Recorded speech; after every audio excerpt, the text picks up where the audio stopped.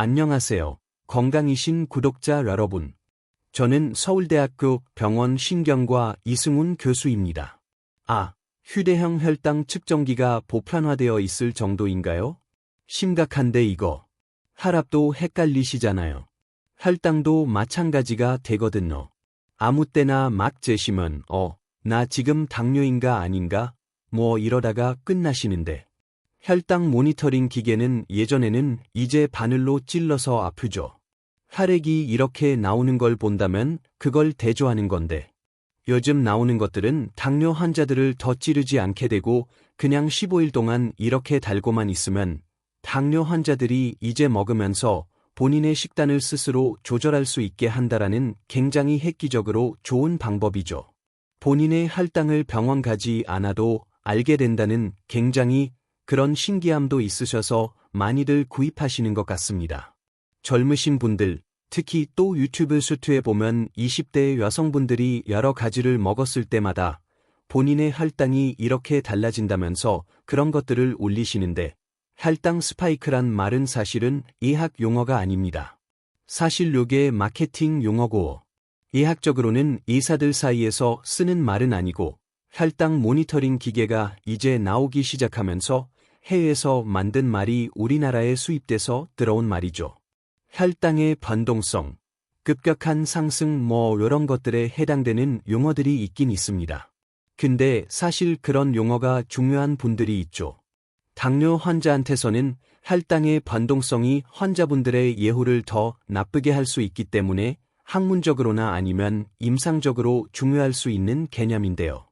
다만 의학적으로는 사실 정말 많은 검사들 중에 포도당 혈당 수치라고 하는 건 거의 순전히 당뇨를 진단하기 위한 한 가지 검사 정도밖에 안 되거든요. 이거 하나만 가지고 판단하는 것은 조금 위험할 수도 있고 과잉 의료로서 이렇게 좋은 방법은 아니라고 생각을 합니다. 휴대형 혈당 측정기가 보편화돼 있을 정도인가요? 심각한데 이거.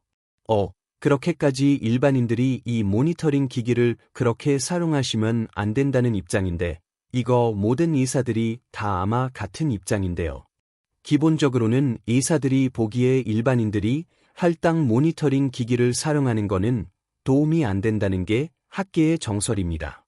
혈당 모니터링 한 다음에 뭘 먹었더니 크게 올라가서 그걸 먹지 않겠다 이렇게 하시는데 당뇨 환자라면 이제 그런 식으로 식단을 관리하시는 건 좋은 행동인데요. 일반인들 같은 경우는 전혀 의미 없는 행동이라고 봅니다. 당뇨가 없다라고 하면 혈당의 급격한 상승은 밥을 먹었을 때 자연스럽게 나오는 거기 때문에 여러분들이 식사를 하고 자연스럽게 나오는 과정을 병적이라고 오해할 가능성이 있습니다.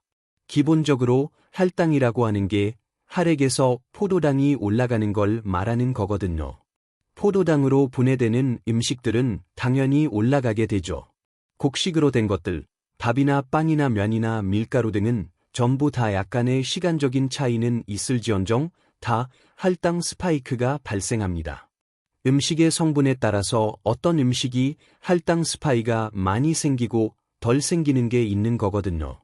음식의 특성이다. 이렇게 받아들이시는 게 훨씬 더 자연스럽다고 생각합니다. 일반인들이 본인이 당화혈색소 검사했더니 6.0을 넘지 않아서 본인은 당뇨가 아니다.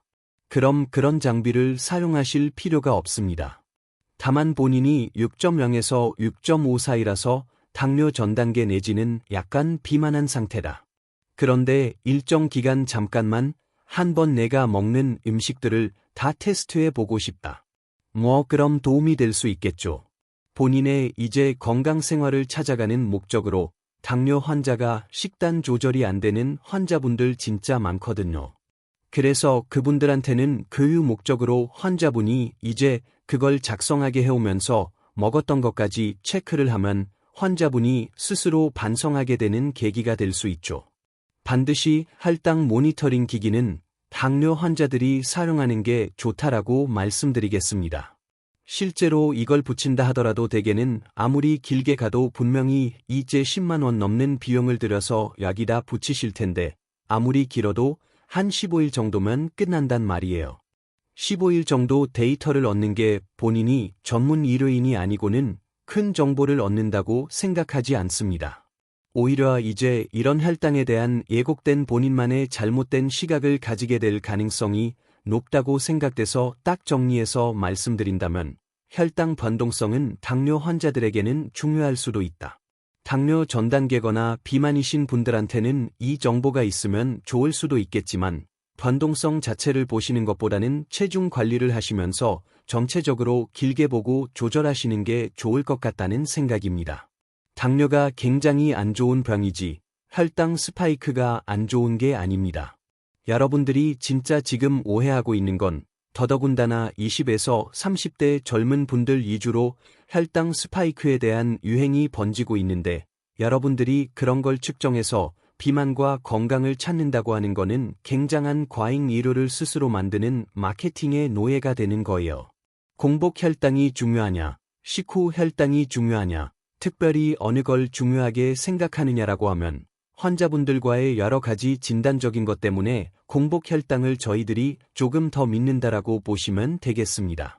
식후 혈당은 음식 드시는 거에 따라서 굉장히 다를 수가 있어서 지금은 당뇨 진단 방법이 당화혈색소라는 게 생겨서 훨씬 더 정밀해지고 정확해졌는데요.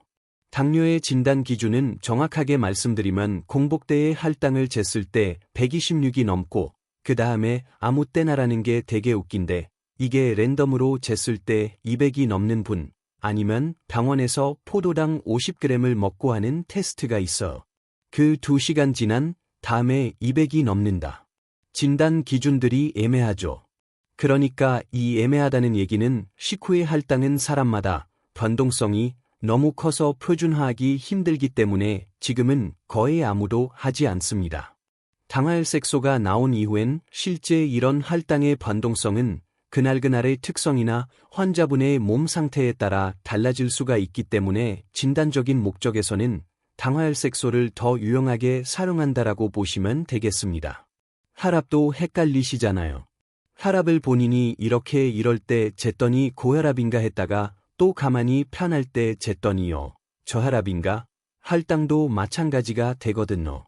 아무 때나 막 재시면 나 지금 당뇨인가 아닌가? 뭐 이러다가 끝나시는데 당화혈색소는 한번 해보시면 당뇨입니다. 아닙니다. 전 단계입니다. 결론을 내버리는 거거든요. 그러니까 사실 훨씬 유용하다고 볼 수 있죠. 당화혈색소 검사는 대개는 한두 달치 정도의 평균치를 보라줘. 환자분이 2달 동안 포도당이 지속적으로 높은 상태, 이게 당뇨에서 중요한 거죠. 만성적으로 높은 게 중요한 거지. 그날그날의 변동폭이 큰 것도 당뇨에선 중요하지만 일반인한테는 당뇨가 없다면 변동이 생기는 건 당연한 거기 때문에 그걸 과민 반응하실 필요는 없습니다. 당뇨 환자 같은 경우에 6.5를 넘어가면 당뇨인데 어떤 환자가 이번에 병원에 왔더니 7.3이 나왔다. 그러면 2달 동안 평균적으로 관리를 잘못하셨습니다. 라고 이제 혼나게 돼요. 2~3달 뒤에 오셨더니 6.8로 떨어졌다. 그럼 굉장히 축하하면서 2달 동안 관리를 아주 잘하셨다. 그날그날 반성할 일이 아니고 2달, 3달을 모아서 한꺼번에 추세적으로 반성을 하셔야 합니다. 그 당뇨 환자한테 이게 제일 중요하다는 거죠. 당뇨는 전조 증상뿐 아니고 증상이 없습니다. 아닌데 어른들 얘기 들어보니까 당뇨가 생기면 목이 마르고 소변이 많이 나온다고 했는데 심지어 당뇨란 병 자체가 소변에 당이 있다는 거니까 분명히 소변 보기도 힘들어질 거고 뭔가 증상이 있을 거야 라고 생각하시는데 그 정도 되는 거는 정말 당뇨가 엄청 진행할 때까지 아무 치료도 안 하신 분이 예전에 그런 분들이 많았기 때문에 그래서 과거에는 당뇨 때문에 다리도 자르고 눈도 멀고 신장 투석하고 그런 분들이 지금도 없는 건 아닌데요. 당뇨 치료 안 하면 그렇게 됩니다. 그런 정도 갈 때까지 정말 지독하게 그냥 두셨을 때 나중에 스스로 느낄 수 있는 증상들입니다. 그러니까 당뇨 증상이 자각 증상이 없다. 검사로만 알 수 있구나라는 걸 아셔야 하는데요. 그걸 혈당 모니터가 아니라 건강검진하실 때 당화혈색소로 1년에 한 번씩 검사하는 게 제일 좋다고 생각을 합니다. 건강검진에서 당화혈색소가 있으면 좋겠는데 사실 굉장히 간단한 검사인데 많은 분들 얘기가 당화혈색소가 이제 포함되진 않는다 하는데 당화혈색소 검사들은 많이들 하십니다. 그렇게 비용 많이 들지 않으니까 나라에서 지원하지 않는다 하더라도 하시는 게 좋을 것 같습니다. 초기에 이번에 생긴 환자, 당뇨 전 단계라. 그 당뇨로 일단 지금 치료는 받아야 하는 이런 시기의 환자분이다라고 하면 제 생각에는 당뇨를 없애는 게 목표가 되어야 합니다. 당뇨를 어떻게 없앨 수 있냐? 당뇨의 원인을 알면 되죠. 그래서 당뇨의 원인 치료를 해주면 당뇨가 없어질 수 있으니까 당뇨가 왜 생기는지를 이해해야 하는데요. 당뇨가 생기는 원인은 포도당이 어떻게 높아지니까 포도당이 높아지는 이유는 이렇게 모니터링을 해보면 포도당이 많은 음식을 먹었으니까라고 생각하실 텐데 그게 아니고 여러분들이 먹은 것 때문에 생기는 게 아니고 몸에서 포도당을 대사하기 위한 과정이 잘못되기 때문에 당뇨가 생깁니다. 먹은 것과 아예 상관이 없다고 말씀드릴 수 없지만 여러분들이 음식을 먹었어요. 이게 포도당으로 분해가 돼서 혈액을 돌아다니고 있어요. 이 포도당을 써야 하는 곳이 뇌가 쓴다고 했는데 뇌는 그냥 갖다 씁니다. 뇌가 너무 중요하기 때문에 근육도 써야 하잖아요. 근육은 그냥 갖다 못 써. 인슐린이 반드시 열어줘야 합니다. 포도당 문을. 식사를 하면 췌장에서 베타세포라는 것에서 인슐린이 나와. 왜 나오냐? 근육을 위해서 그 인슐린이 포도당 문을 열어줘야 하거든요. 식사를 하면 인슐린 분비가 증가되면서 인슐린 분비가 증가된 이유는 근육에다가 포도당을 갖다 줘야 되겠다인데. 그런데 여러분들이 비만한 상태거나 아니면 비만하지 않아도 본인은 살이 안 쪘다고 생각하는데 내장지방 배가 볼록하게 나와서 그런 지방산이 혈액에 많이 나올 수 있는 안 좋은 건강을 가지신 분들은 혈액에 있는 지방산이 돌다가 그 근육세포에 들어가서 염증을 일으키기도 하고 포도당 문을 여는 과정을 방해해요. 인슐린이 포도당 문을 여는데 지방산이 들어가서 그걸 방해합니다. 그러면 우리 몸 입장에서 인슐린이 갔는데 포도당 문을 못 여네 라고 생각하고 췌장이 인슐린을 더 꺼내죠. 그래서 이런 당뇨에 해당되는 사람들은 인슐린이 높아요. 인슐린도 많고 포도당도 높아요. 왜냐하면 인슐린 말을 안 들으니까. 그래서 이걸 인슐린에 대한 근육세포의 저항성이 생겼다. 인슐린 저항성이 당뇨의 원인입니다. 그러니까 포도당 갖다가 근육이 써야 되는데 인슐린 말을 안 듣게 지방산이 와서 방해를 했기 때문에. 근데 지방산의 원인은 뭐라? 비만이다. 여러분들 혈액에 지방산이 많아지게 되는 과정은 지방을 많이 먹어서 일시적으로 그럴 수도 있겠지만 대개는 꾸준히 여러분들 지방세포, 특히 내장 지방에서 꾸준히 지방산이 나옵니다. 걔네들이 결국엔 그 근육에서 포도당을 들어가는 걸 방해하는 거예요. 치료하는 데 있어서 인슐린 저항성으로 당뇨가 시작되는 거니까 인슐린 저항성을 없애면 당뇨가 없어질 거 아니에요? 그렇습니다. 그래서 여러분들이 내장지방을 줄이기 위한 여러 가지 노력, 식단 조절을 하시고 운동을 하시고 그리고 비만하신 분은 살을 빼면 정말 기가 막히게 당화혈색소가 떨어지고 당뇨가 없어집니다. 초기 당뇨 때는 이런 인슐린 저항성을 없애야 한다고 생각하는 게 굉장히 중요해요. 그럼 이 과정에서 우리 몸에 나쁜 역할을 하는 거는 결국엔 포도당이니까 포도당이 나쁜 놈 아니에요? 아닙니다. 포도당은 제가 비유하기를 아주 순박한 인질이에요. 뇌를 위해서 굉장히 중요한 일을 하고 모든 에너지원이 되고자 정상적으로 들어가기만 하면 되는데 들여보내지 않으니까 혈액에서 너무 오래 돌아다니다가 문제를 일으킬 수밖에 없게 된 인질들이란 말이에요. 사실 얘네들은 이렇게 혈액에 돌아다닐 때가 아니라 정상적으로 근육에 들어가지 못했으니까 당뇨 환자들은 기운이 없겠죠. 기운이 없습니다. 포도당을 못 갖다 쓰니까 기운도 없고 컨디션도 나쁘고 그렇게 돼요. 이런 애매한 증상을 여러분들이 느끼기는 힘들다는 거죠. 혈액에 있을 게 아니라 세포에 들어가 써야 하는데 그거를 막는 게 여러분들이 배에 있는 지방산이 그걸 못하게 한다는 거예요. 근데 그 과정이 오래되면 그 인슐린에 의한 포도당 문이 망가져 버립니다. 완전히 망가져 버려서 결국에는 이걸 통해서 하기 힘들겠구나 라고 생각하고 다양한 방법을 혈액에 있는 포도당을 버리게 만드는 게 여러분들의 당뇨병 약이 되겠어요. 지금 현재 인슐린 저항성이 생겨가고 있는 상황에서 내가 이제 당화혈색소가 조금씩 올라가기 시작할 테고 평균적으로. 그리고 혈당은 변동이 크니까 환자분이나 의사들도 이제 판단하기 쉽지 않은 상태. 그때 보시면 이제 여러분들의 당화혈색소 수치가 대개는 5.5 미만이거든요. 일반인들은. 그런데 내가 5.7, 5.8, 5.9 이렇게 올라간다. 그럼 당뇨를 향해서 조금씩 가고 있는 거예요. 아마 몸에서 인슐린 저항성이 생겨가고 있는 가능성이 높아요. 그래서 6.0 넘어가고 6.2, 6.3 이렇게 돼가고 있다. 본인의 당화혈색소 수치를 소수점 단위로 다 기억하고 아시는 게 좋습니다. 내가 작년에 했을 때는 5.5였는데 이번에 5.7이 나왔다. 그러지. 이렇게 생각하시는 게 좋다는 거죠.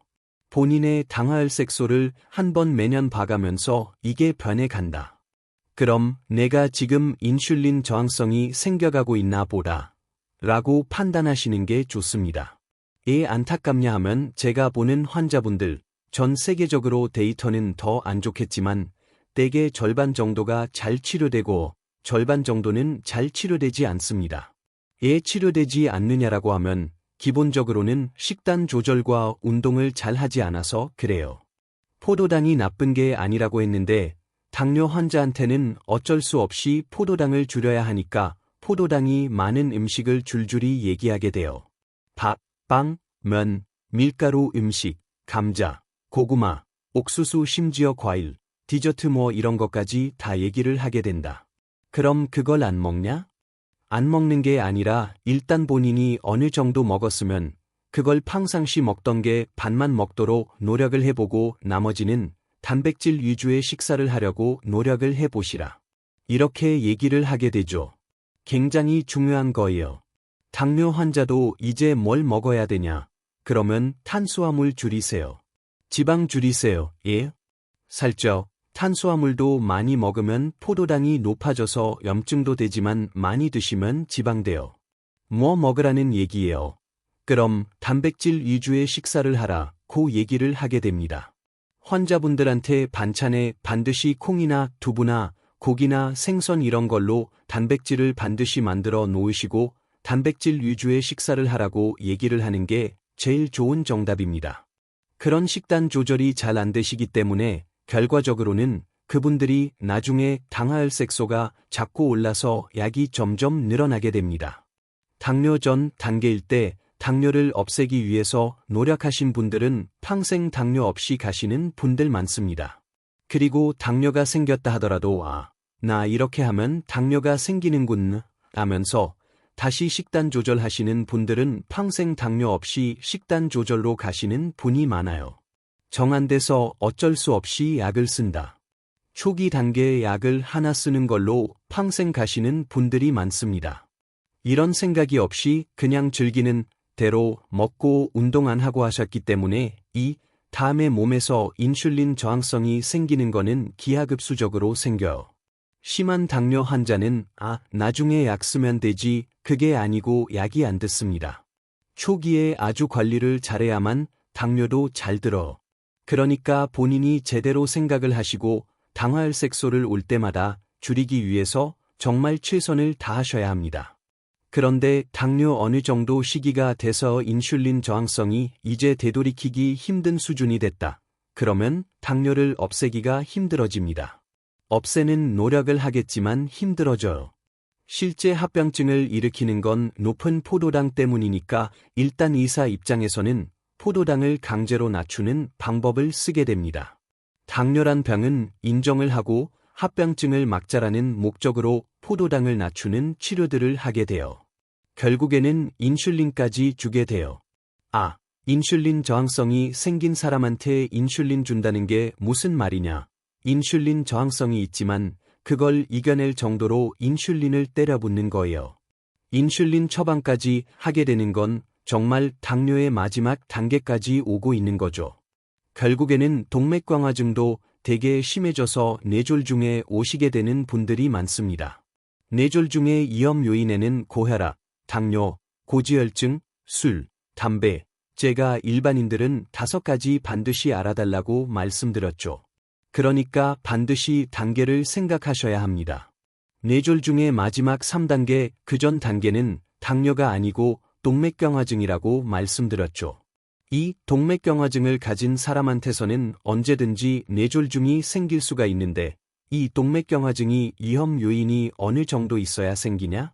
5년에서 한 20년, 고혈압, 당뇨, 고지혈증, 술, 담배를 한 5년에서 한 20년 정도 꾸준히 관리를 안 하시면 결국에는 여러분들이 이제 권총의 총알을 장전하는 단계인 동맥경화증으로 가게 됩니다. 그러니까 내가 동맥경화증이 없는데 현재 당뇨는 있다. 그럼 아직 그 2단계는 안 만드신 거예요. 만세 부르셔야죠. 아, 만들지 않았으니까 정말 다행이다. 절대 만들지 말아야 되겠다. 그럼 뇌졸중이 안 생깁니다. 동맥경화증은 아주 명백하게 염증이거든요. 그 염증이 더 심해진다는 얘기는 동맥경화증이 심해진다. 그래서 당뇨가 있는 사람은 모든 혈관의 동맥경화증이 더 빠른 속도로 나빠지게 됩니다. 당뇨 환자들한테 동맥경화 검사가 필요하냐라고 하면은 기본적으로 필요하죠. 왜냐하면은 그 당뇨 환자가 애초에 당뇨만 생기는 분들보다 대사적으로 좀 안 좋아서 비만이나 운동 부족이나 또 고혈압도 가지고 있는 경우도 많고 하기 때문에 애초에 동맥경화 초기 병변이 있을 가능성이 있어서 당뇨가 이미 생긴 환자분들은 기본적으로 동맥경화 스크리닝을 해보시는 게 좋습니다. 목동맥, 경동맥 초음파를 해보셔서 목동맥이 깨끗한지 여부를 이제 그걸 지표로 삼으시면서 한번 보시면 좋을 것 같습니다. 위험이 있다고 낙담하실 단계는 전혀 아니시고 심지어 위험인도 제가 없앨 수 있다고 말씀드리는 거예요. 약 한두 가지로 당화혈색소가 잘 조절되는 분은 당뇨가 없다고 생각하셔야 합니다. 평생 그걸로 갈 수 있는 거라서. 당뇨가 스스로는 나쁜 게 없어. 합병증이 나쁜 거지. 합병증만 안 생기게 만들면 당뇨 없는 환자하고 똑같은 거예요. 의사 입장에서 저희들이 어떻게 보면 소극적으로 당뇨 합병증을 막기 위해서 포도당을 떨어뜨린다고 했지만 그것이 엄청나게 중요한 겁니다. 뇌졸중이 합병증을 만들게 되니까 여러분들이 위험 요인 단계일 때 반드시 잘 조절하셔서 동맥경화증을 만들지 않도록 노력을 하시기 바랍니다.